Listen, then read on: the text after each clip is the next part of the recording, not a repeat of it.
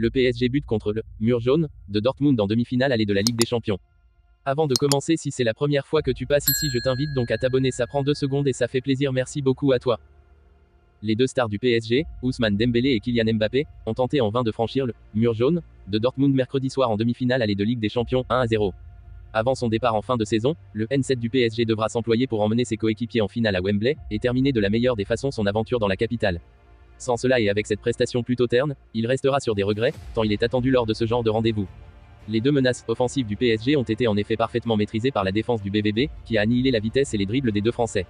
Et à la différence de l'arrière-garde parisienne, les Allemands n'ont pas été pris en profondeur comme sur le but de Niklas Füllkrug 36e. L'avenir dira si le double poteau coup sur coup du PSG, d'abord sur un tir de Kylian Mbappé, poteau droit, suivi d'une tentative d'Achraf Hakimi, poteau gauche, hanteront les esprits des Parisiens, 52e. En tout, le PSG est l'équipe qui a trouvé le plus les montants, poteau et transversal, cette saison en C1, à 10 reprises.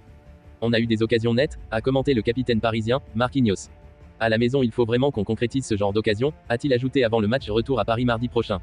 Dembélé sifflé. Après avoir été trop discret en première période malgré 2 tirs de l'ancien joueur de Dortmund, Dembélé, les attaquants français se sont plus montrés en seconde période. En vain, car ils ont été trop imprécis. Menés au score et poussés par le parquage parisien et les 4000 supporters qui ont le déplacement, ils ont insisté sur le côté gauche d'Achraf Hakimi et du N10.